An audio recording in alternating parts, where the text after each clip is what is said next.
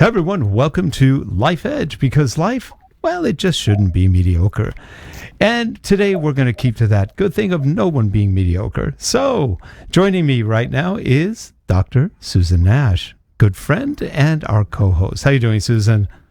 Great. And I'm so glad that we have Dr. Ed Stuart again, and we can talk about all kinds of exciting things like China's five-year plan. Oh, that'll be interesting. And Dr. Ed Stewart is not only our highness because he is royalty from Scotland, but he's also a good friend and one of our favorite guests and the best economists we know. So, hey, we're glad to have him on. Harold is our video producer right now in the background, and here we go.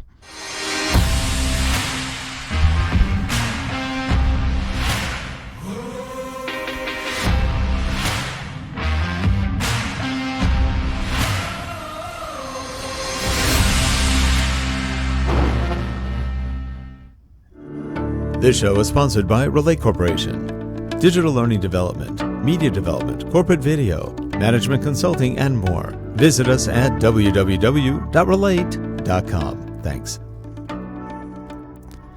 And we are back, and in that center position of power, our good friend, our favorite economist, it's Dr. Ed Stewart. How are you doing, Ed?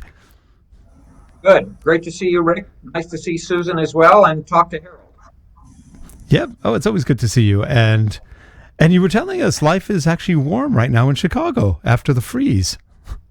Yes, the old Will Rogers expression about Oklahoma weather, just wait 24 hours and it'll change. But in Chicago on Monday, I was sitting outside at Starbucks because you can't sit inside, and it was 18 degrees wind chill. And needless to say, I didn't sit there very long. And today I was sitting outside at Starbucks in shorts and a T-shirt because it's 70. And wow. Yes. That's pretty good. Who knows? Yes. I prefer 70 as opposed to 18. Yeah. So Ed, we've had some amazing times, some really good times right now. It's another up and down crazy roller coaster presidential election, and Russia's doing stuff, things happening all over the world. But I know Susan's got some questions. She has a plan today. What was on your mind, Susan? I do.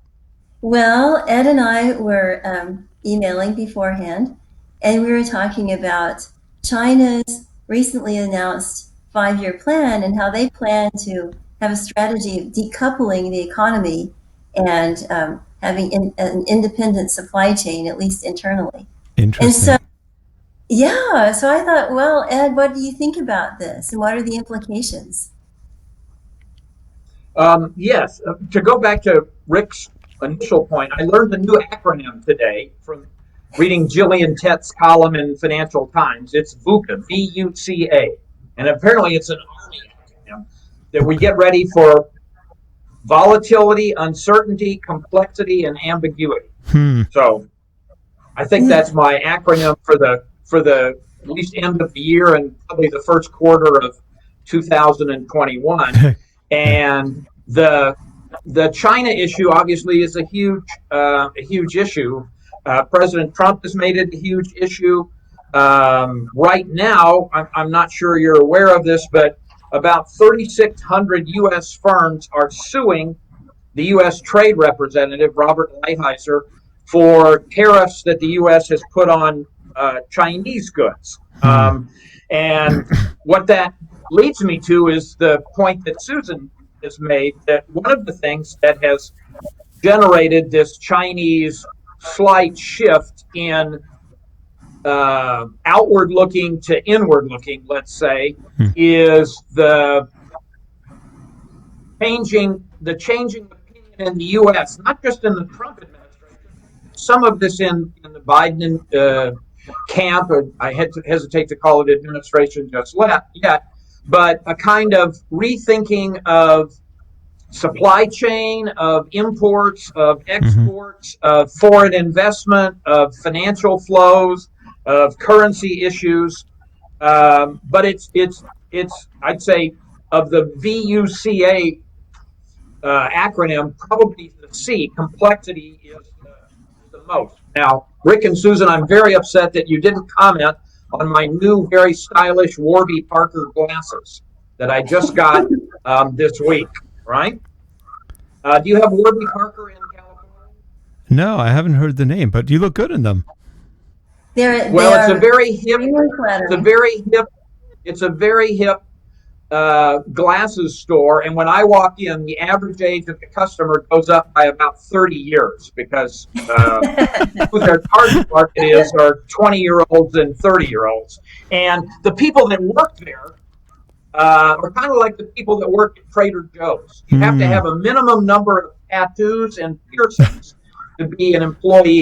So now the reason I'm going on this is you look at they're quite stylish, and they're also, because their target market is essentially millennials, 20s and 30-year-olds, the glasses can't be that expensive. And I'm sure Susan knows that glasses, if you go to something that's more like a boutique optician or something, I'm blind without my glasses or contacts. One of my former optometrists, Dr. Randy Burgraff, a great guy in Normal, Illinois, he said, Ed, we have to change your prescription, and if we don't do that, your only alternative is a dog and a cane.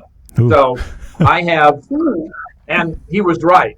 So you can get, these are progressive lenses, and they're very, very strong.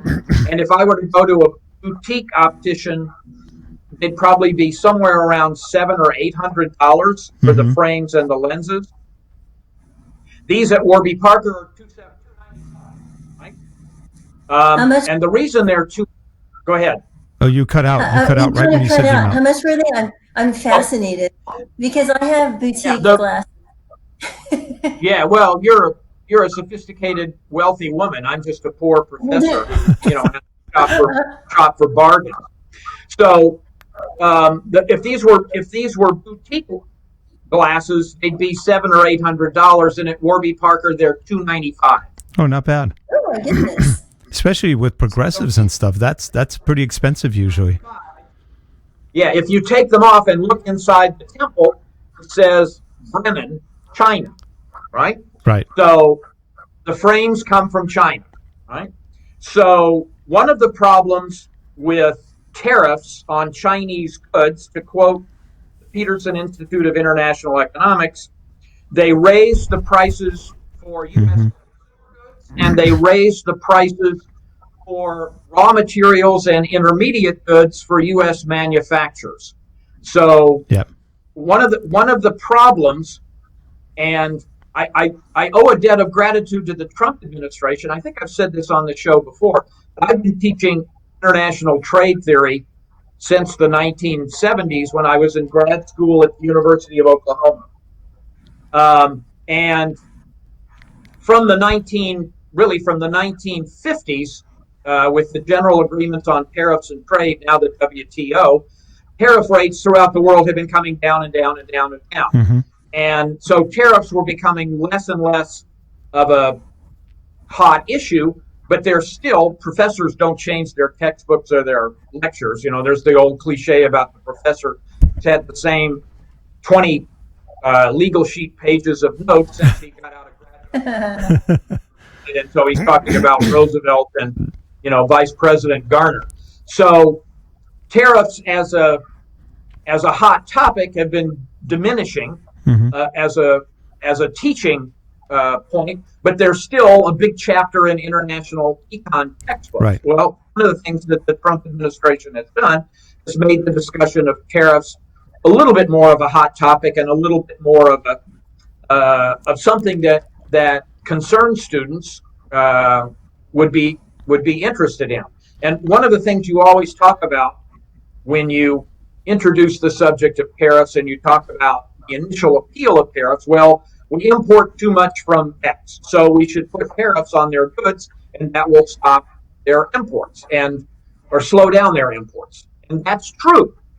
But unfortunately, that's Roman numeral 1 in the lecture. Roman numeral 2 is that whoever country X is that we put tariffs on, they then put tariffs on our goods. So it's a kind of a lose-lose situation. Although there are some industries that benefit. In the United States, the industry that's benefited has been the steel industry, and that's not by chance. Robert Lighthizer, the U.S. trade representative, not an economist, doesn't really know anything about economics. He's a lawyer, and his entire career has been representing U.S. Steel for the federal government. Democratic presidents, Republican presidents, he doesn't care. All he wants to do is stop steel coming into the U.S. So if you stop steel coming into the U.S., there's some steel companies and steel workers that get a little bit of a benefit. Yeah. But if you're a company like Whirlpool in Grand Rapids, Michigan, that makes refrigerators and washers and dryers, or you're Ford or General Motors that uses steel to make automobiles, then even if you're not importing steel from China, the price of steel is going up. The supply of steel is going down. And then I get to draw a supply and demand curve on the graph and shift the supply curve to the left, and the price goes up. Right? So one of the results of the Trump trade policy is that U.S. manufacturing exports have actually gone down, and the trade deficit with China has actually gone up.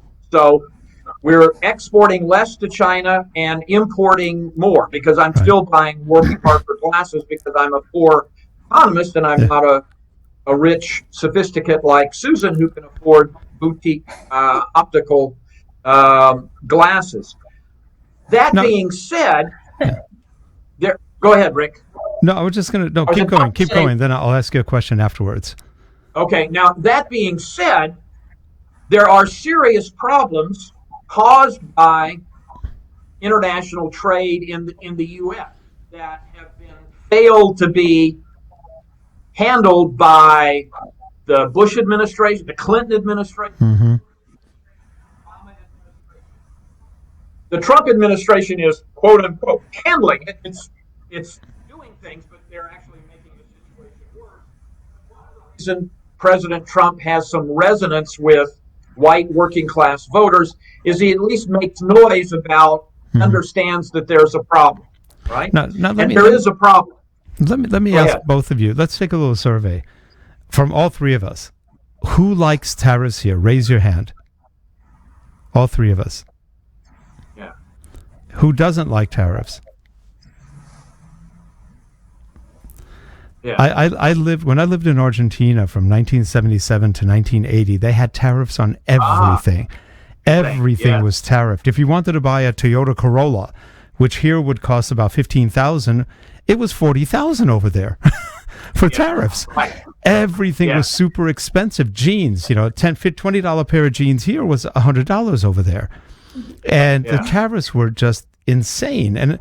And what I thought I was really, and I don't mind Trump, but I really didn't like when he went to tariffs. I go, he's stuck in the 70s, because frankly, he should have studied the mistakes of the Argentinian Raul Prebisch import substitution policy, because, well, you know better than I, Rick, Argentina in 1900 was one of the richest countries in the world. That's right.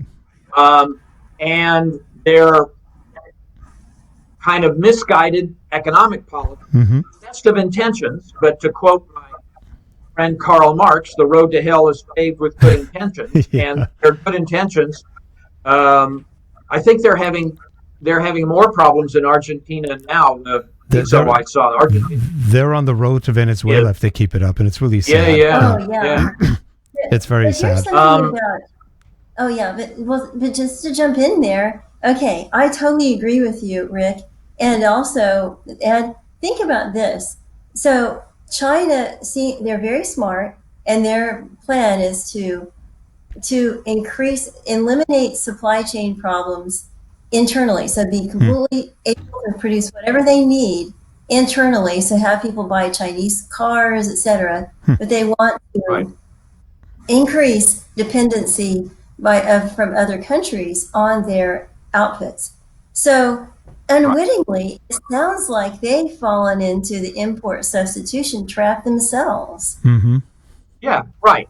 And that's one of my, Karl Marx is not one of my favorite economists. He's one of my favorite writers because he comes up with all kinds of neat phrases. But one of my favorite economists, real economists, is a woman, a contemporary of Keynes, named Joan Robinson. And she's talked about tariffs. The analogy she used, if your trading partner is putting big boulders in their harbor to slow down ships. The right response of you is not to put people, right? It's to Oh, we lost you now. adjust. The right response was what? Yeah. The right response is not if your adversary or your trading partner is putting big boulders in their harbor to slow down imports. Your rational policy is not to throw big boulders into your harbor. Right. So you can still benefit from trade and international specialization. Mm-hmm. I think, Susan, one of the phrases that you'll hear this year, no matter who is president, is supply chain resiliency. So Exactly. instead of having one supply chain, especially for things like medical equipment, we should have two or three, and that may involve a little more state intervention or state control, guaranteed demand. I'm thinking of the poor guy in Dallas who had all kinds of masks or capability of producing masks to sell right before the pandemic, and he was writing to Congress and the president and saying, "Listen, I've got this factory ready to produce masks," and all the hospitals were sending orders to China for the masks because they were a little bit cheaper. Well, the pandemic hits and China's not exporting any more masks, and this guy's hasn't hired workers, hasn't set his machines up to process. So you'll see that. I think one of the reasons that China is going for more resiliency is it's a reaction to the Trump administration.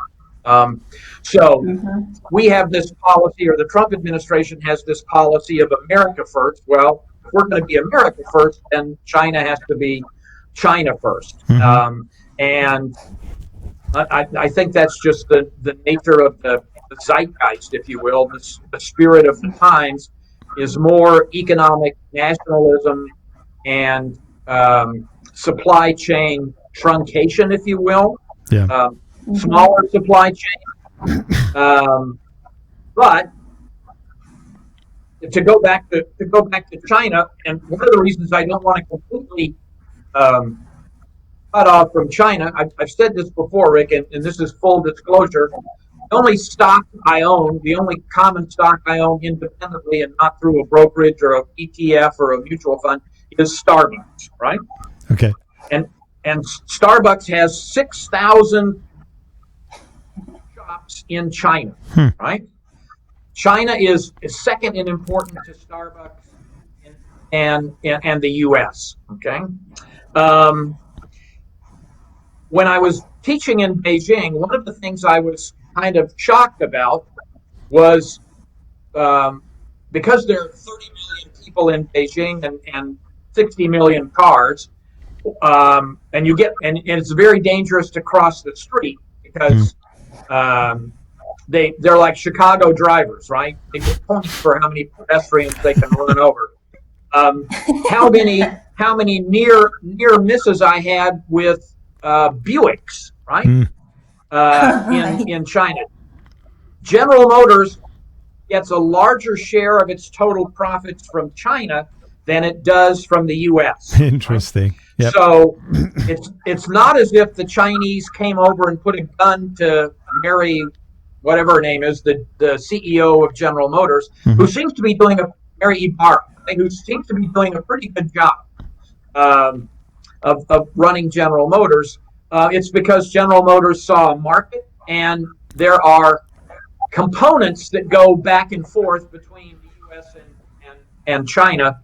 The General Motors factories in the U.S. and China, and it's more complex. It's one of the things teaching international trade theory much more difficult, because in the classic example of trade theory, which old professors like me still use, the English were exporting wool to Portugal and importing wine, right? Finished products. Most international trade these days is products. They're glasses frames. The glass may actually be made, like Rick pointed out, it may be a Corning product, right? And that may be made in the U.S.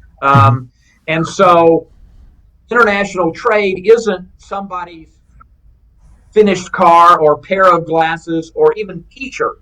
Right? It's components that go back and forth.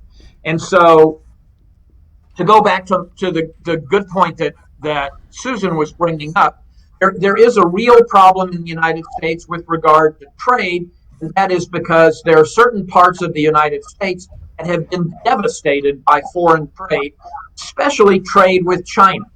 So if you're a furniture company in North Carolina, you can't compete with furniture that's coming out of Guangzhou, or now it's not going to come out of Guangzhou, it's going to come out of Indonesia or Vietnam. It's still going to be a Chinese company.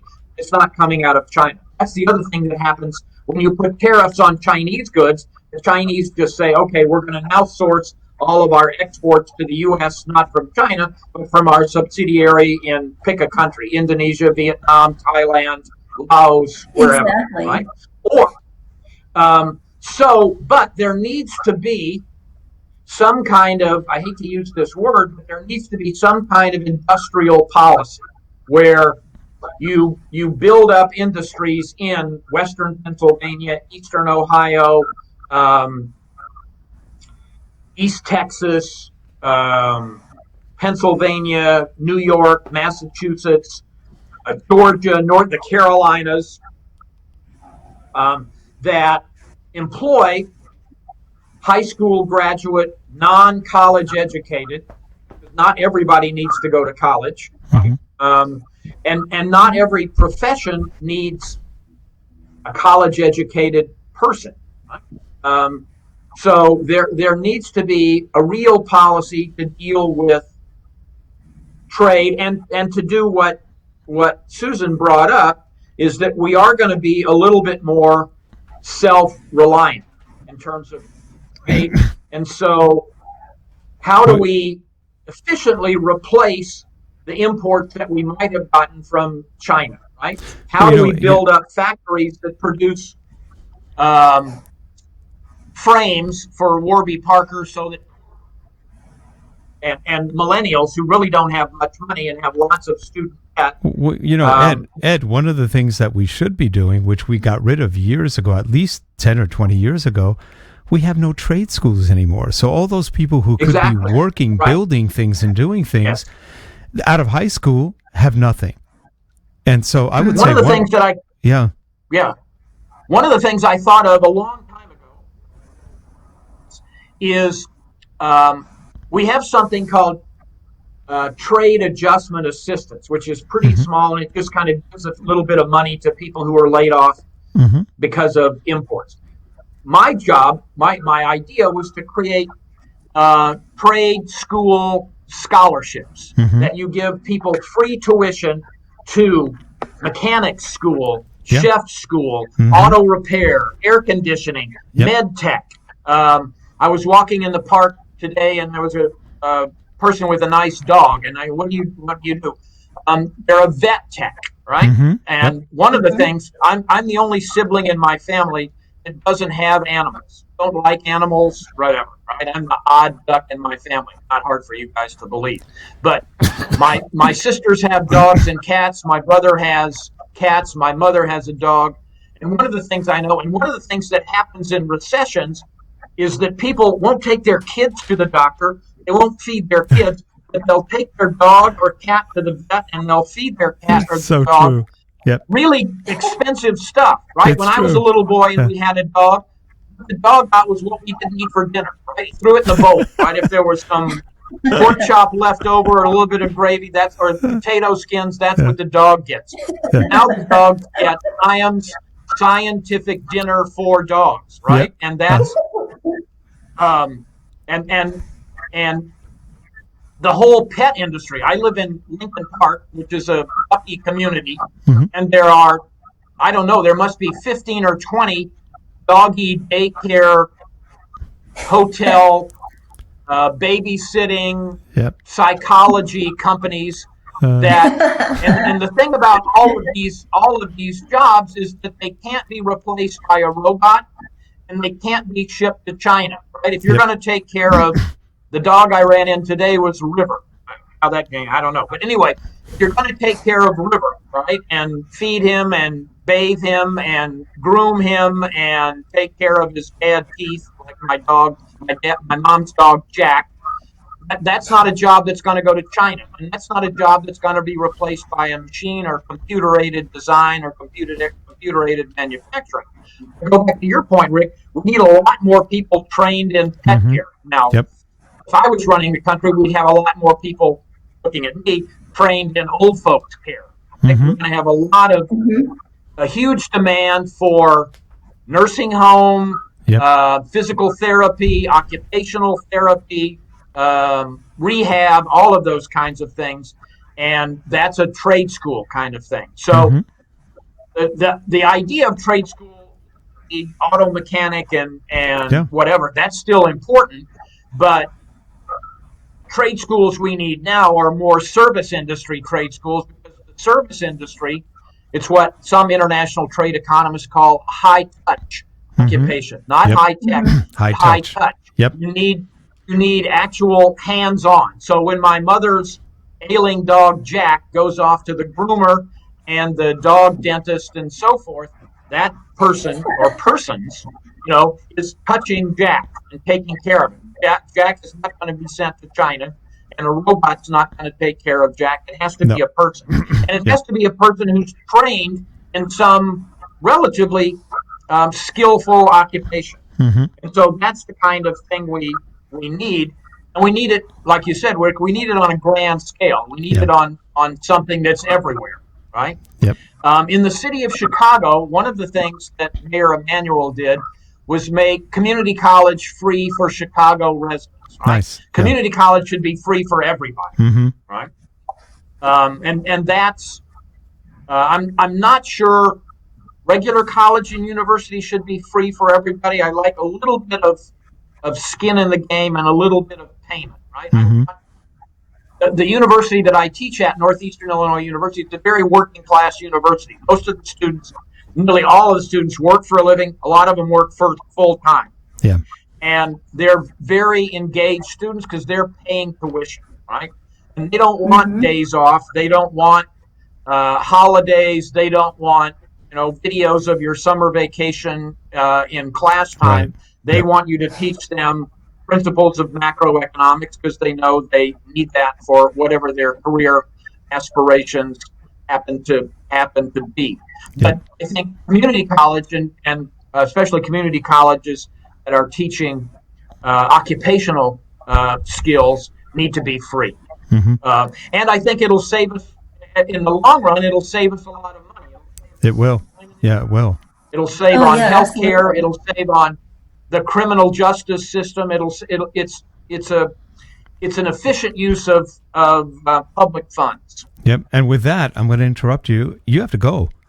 So you've got a dinner engagement to go to. And one of my highly educated college students who's now working for a logistics company. And again, that's one of those professions that globalization has created. Yeah. And now that, as Susan has brought up, maybe recoupling or decoupling in resilience or supply chain management handling is going to make an even more important profession. So if there are people watching who are in college and they're in business school classes, one of the occupations that you might want to consider is supply chain management, production, inventory control management. A very important profession and something for which the demand is only going to increase. Ed, are you available by any chance next week? Yeah, I have a webinar for the Association of Supply Chain Managers in the morning, but in the afternoon I have my official economist. That's the 12th. Yeah, then we'll send you an invitation for next week, because we only just touched part of Susan's questions and we've got a lot to go still. So I think it'd be great to have you on again. Enjoy your dinner tonight. Have a wonderful time, and I hope it stays nice and warm over there. That would be great. And we will see you next week. And if you're watching the show, please subscribe. And if you need to get a hold of Dr. Ed, we'll put information below that you can get a hold of him. And And we'll see you next week, Ed. Have a great one. Take care. Thanks. Okay. Bye, Thanks, Susan. Rick. Thanks, Susan. Goodbye, Harold. Bye. Thank you. Bye.